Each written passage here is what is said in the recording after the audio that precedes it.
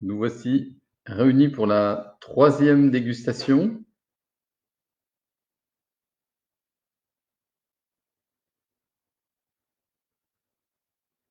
Je crois que ça y est. Ça y est, nous sommes en direct, réunis pour cette 3e dégustation. On va attendre une minute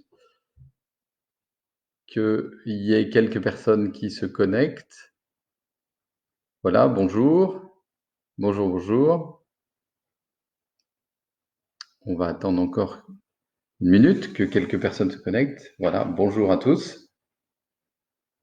N'hésitez pas à me poser des questions. Alors, comme je vous disais déjà la semaine dernière, j'ai du mal à voir les messages, les questions qui sont posées pendant le direct parce qu'elles ne s'affichent pas vraiment.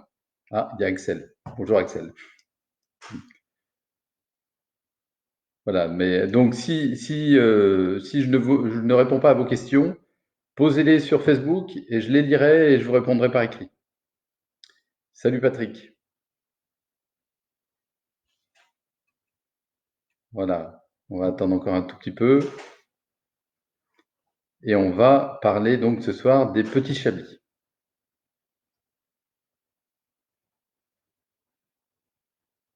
Voilà, bah écoutez,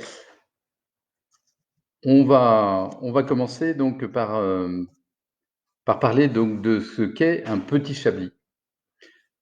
Parce que à chaque fois qu'on parle de cette appellation, tout le monde nous fait la même réflexion, mais pourquoi petit chablis? Qu'est-ce qu'un petit chablis? En fait, c'est un vin à part entière. On a l'habitude de dire un chablis, petit chablis, pas si petit que ça, et c'est bien vrai.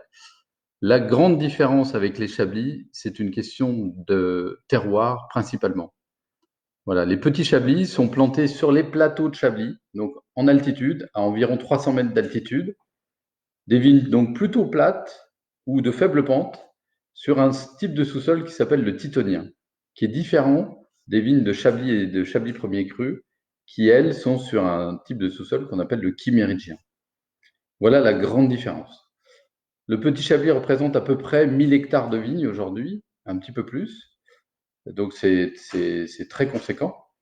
Et produit donc des vins blancs uniquement issus de chardonnay, comme tous les vins de l'appellation Chablis.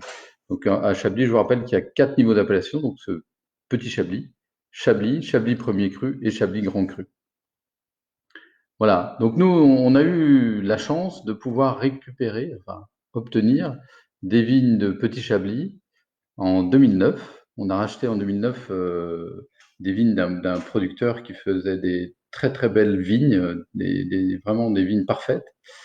Et on a eu 2 parcelles. Une parcelle de 2 hectares, en petit Chablis donc, et une parcelle d'un peu plus de 50 arts, 60 arts, en petit Chablis sur les clos. Et dès cette année-là, en 2009, on a décidé de vinifier ces parcelles séparément pour voir ce qu'elles avaient de particulier l'une et l'autre. Et en fait, on a bien fait parce que on a découvert là 2 expressions extrêmement différentes de petit chablis, et en particulier le petit chablis sur les clos, qui est un petit chablis avec beaucoup de superlatifs et qui nous a beaucoup surpris. Alors, on a pensé à un moment que c'était l'année 2009, qui est une très grande année, qui pouvait nous apporter ces caractéristiques assez géniales. Et puis, évidemment, tous les ans, on a vinifié séparément et il n'y a pas, on a là 2 expressions de terroir extrêmement différentes, alors que les parcelles sont très très proches. Voilà. Donc, je vais vous parler tout d'abord du petit chablis. Le petit chablis, là, on dégustera de toute façon dès 2017. Je vous parlerai un petit peu de ce millésime. Donc, on goûtera d'abord le petit chablis, qui est vinifié très classiquement, des raisins récoltés assez mûrs. Nous, on a l'habitude de récolter assez mûrs. Et puis ensuite, pressuré délicatement, un débourbage, c'est-à-dire on laisse sédimenter le jus de raisin avant de mettre un jus clair en cuve, uniquement en cuve. Fermentation avec des levures naturelles, comme tous nos vins, pas de levurage. Fermentation naturelle, et puis ensuite élevage exclusivement en cuve. Là, c'est vraiment la méthode très très classique pour faire des petits chablis, voire même des chablis. Voilà. On goûtera donc ce vin-là en 2017, et ensuite on dégustera donc le petit chablis sur les clos. où là, la vinification va être un petit peu différente. Là aussi, une récolte à maturité, des raisins bien dorés avec des petits points noirs qui sont caractéristiques de raisins bien mûrs.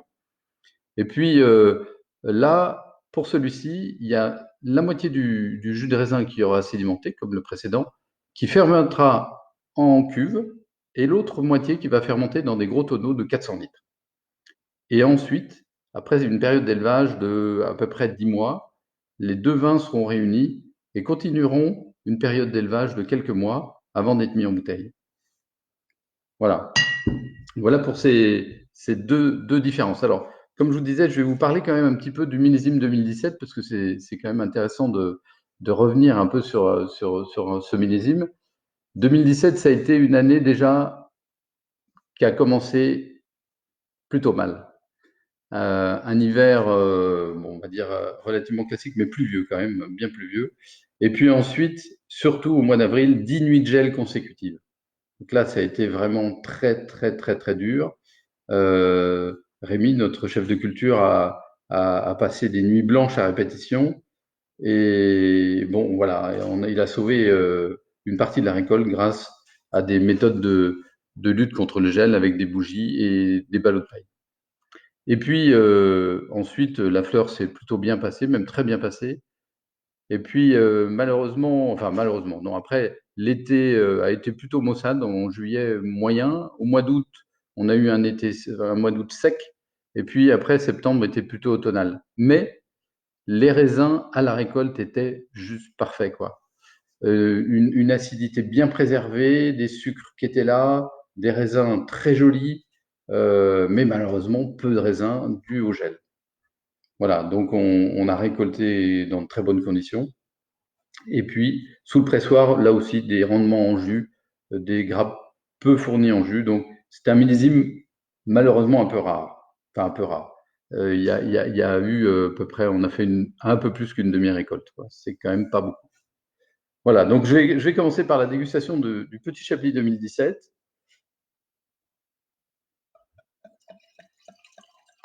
Alors, Petit Chablis, c'est un vin qu'on peut boire à tout moment.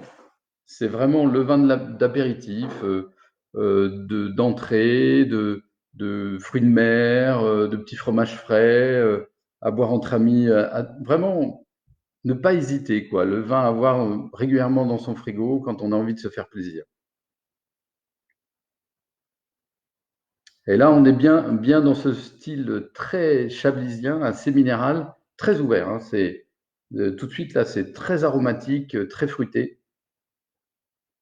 Et très floral aussi, très floral, avec des notes d'aubépine. Le zeste de citron, hein, la petite peau blanche entre le zeste et la chair, là, c'est très présent. Puis un peu amande aussi, amande fraîche. Et cette note minérale, très classique, en fait, j'allais presque l'oublier tellement elle est évidente. Un peu coquille d'huître, caillou, quoi, qu'on suce. Mais voilà, c'est très très fruité, très expressif.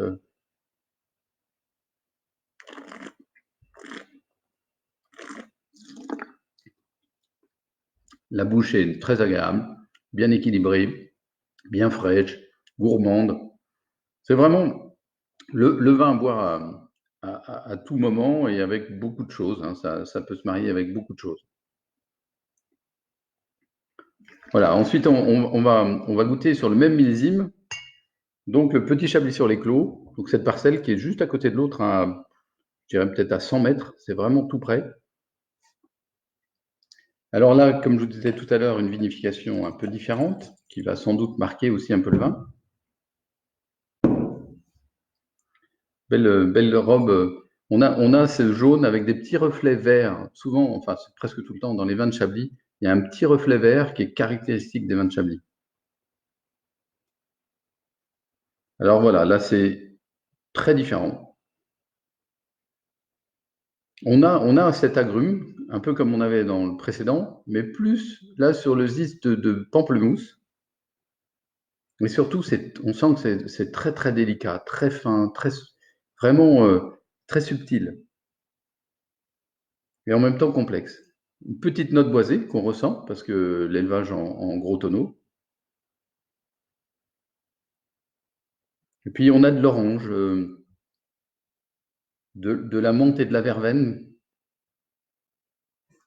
Ouais, c'est très classique du petit Chablis sur les clos, très très fin, très élégant. Mm.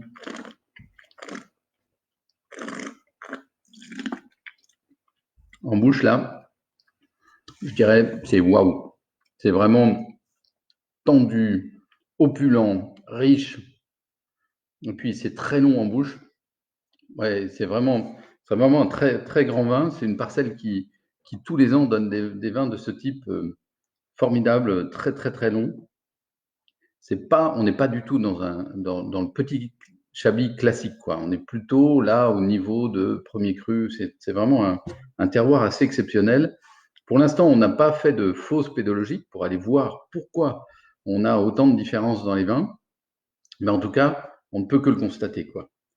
Il y a peut-être aussi le matériel végétal, c'est-à-dire la plante, hein, le chardonnay avec sa racine associée, qui est peut-être différente de l'autre petit Chablis, mais sans doute même. Mais la grande différence vient du terroir, ça c'est évident. Voilà, alors là, c'est un vin que j'accompagnerais plutôt là sur des plats déjà un petit peu cuisinés, des encornets, des poissons à chair ferme, hein, assez iodés, des gambas, même peut-être là, on pourrait, en le laissant vieillir un peu, accompagner une viande blanche. Déjà, des plats, on peut aller sur des épices, parce qu'il y a des petites notes épicées également. Voilà, voilà pour cette dégustation des petits Chablis. N'hésitez pas à me poser des questions si vous en avez. Je serais très content d'y répondre. Et vraiment, le petit Chablis, c'est une appellation à découvrir. Je pense que la plupart d'entre vous connaissent, mais qui vaut vraiment le coup parce que ça donne vraiment ces vins très, très flatteurs. Voilà. Écoutez, je vous remercie beaucoup pour être nombreux.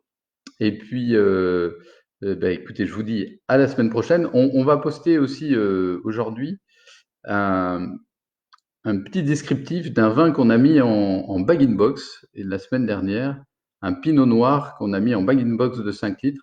Et je vous invite à le découvrir parce que c'est vraiment un petit régal à un prix très doux.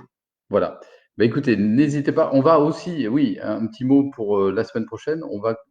Comme on sera déconfiné en partie en tout cas, eh ben on sera d'autant plus heureux de vous accueillir si vous voulez venir nous voir au domaine. Vous êtes bien sûr les bienvenus. À très bientôt, bonne fin de journée et à la semaine prochaine. Merci.